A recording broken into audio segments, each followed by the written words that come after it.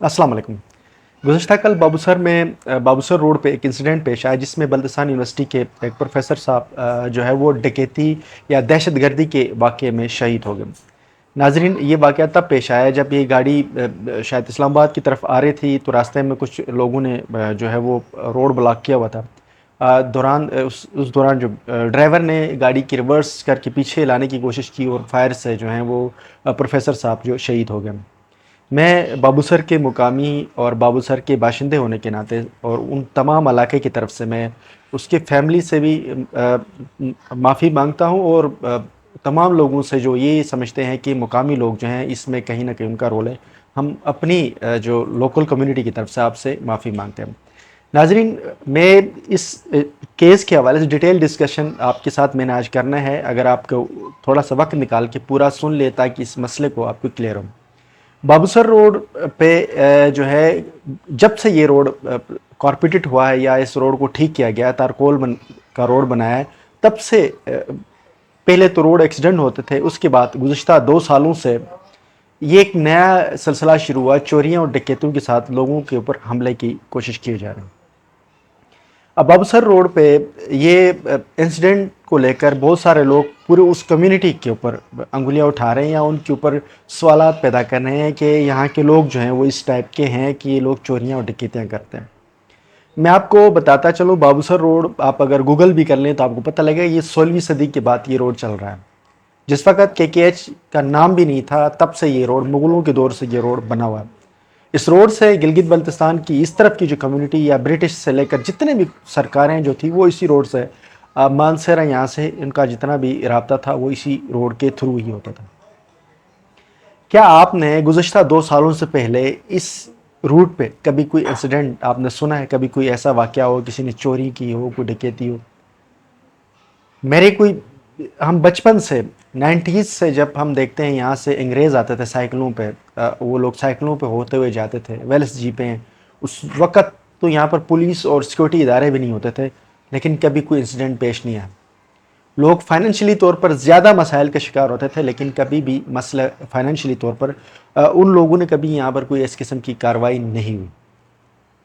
गुज़श्ता 2 सालों के दौरान ऐसा क्या हुआ कि इस रोड पे अचानक से आपको चोरी, डकैती और वारदातें होते नज़र आ रहे हैं? और उसके साथ साथ फिर इस इलाके को बदनाम करने के लिए सोशल मीडिया के ऊपर एक मुसलसल कंपेन चलाई जा रही है। क्या वजह है कि इस एरिया को बदनाम करके इस इलाके को नो गो एरिया बनाने की कोशिश की जा रही है? नाजरीन, मैं इस स्टोरी को यहाँ रोक कर एक दूसरी स्टोरी इसके साथ कनेक्ट करता हूँ। गिलगित बल्तिस्तान का दारुल खलाफा गिलगित है।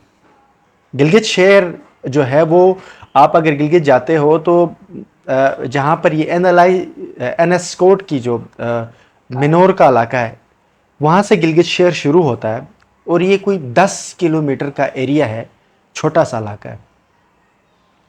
इस इलाके में 1988 के बाद आज तक हालात कभी भी नॉर्मल नहीं हुए। 13 किलोमीटर का एरिया है। रेंजर, FC, ISI, पता नहीं जो जो इंटेलिजेंस एजेंसियां हैं तमाम की तमाम वहां मौजूद हैं। गुज़श्ता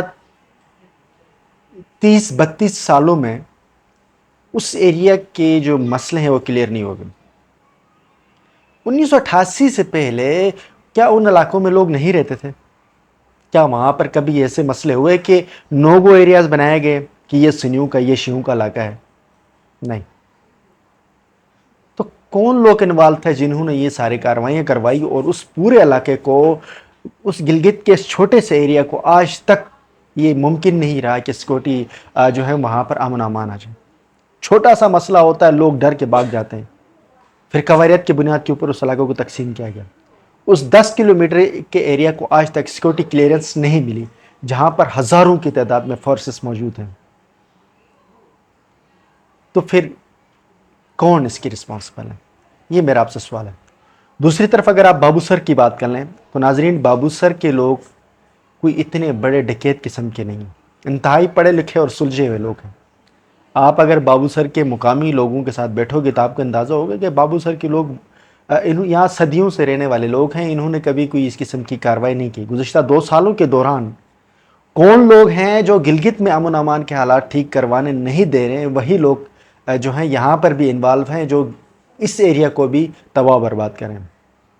گلگت جس طرح سے سی پیک کے روٹ میں ایک بہت بڑا امپورٹنٹ شاہراہ ہے، گلگت بلتستان کا دارالخلافہ ہے، وہاں پر امن و امان خراب ہونے سے بہت سارے لوگوں کے فائدے ہیں۔ اسی طرح سے بابو سر جو روڈ ہے یہ بھی جو آپ کے سی پیک کے روٹ میں آتا ہے، اور اس سے بہت بڑی آپ کے ٹورزم انڈسٹری گلگت بلتستان کا ہب بنا ہے۔ اس کے لیے تمام کے تمام جو ٹریفک آتی ہے وہ اسی روڈ سے آتی ہے، کیونکہ لاکھوں کی تعداد میں جو لوگ ناران کا گان تک آتے تھے، جب ان کو بابو سر روڈ کے راستے گلگت بلتستان کے لیے جانے کا موقع ملا تو وہ آسانی سے نکلنے لگی۔ اس کی وجہ سے گلگت بلتستان کی ٹورزم انڈسٹری بہت واسٹ ہو گئی۔ اگر مثال کے طور پر اس روڈ کو بند کرنے یا اس قسم کی پروپیگنڈا کرنے کی کوشش کی گئی تو وہ ٹورسٹ جو سکردو اور گلگت ڈویژن میں آتے ہیں وہ نہیں آئیں گے، کیونکہ کوہستان سے آ کر یہاں آنا ایک بہت سردرد اور ایک مشکل کام ہے۔ نارملی جو بندہ ناران آتا ہے تو وہ گلگت سے ہو کر بھی چلا جاتا ہے، کیونکہ اس کو ون گو میں جانا ہوتا ہے، اس لیے مشکل نہیں ہوتا۔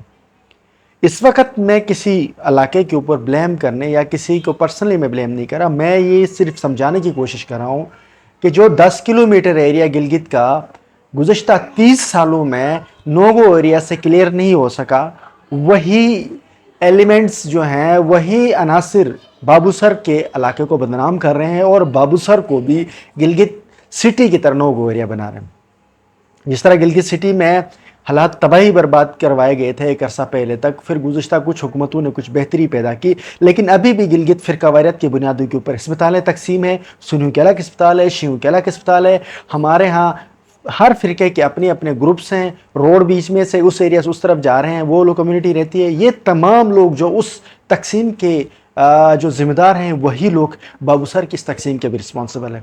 اس کے میرے پاس بہت سارے شواہد ہیں، لیکن مسئلہ یہ ہے کہ یہ شواہد ہم پبلک کریں گے تو پوچھنے والا کوئی نہیں ہے نا اس ملک میں۔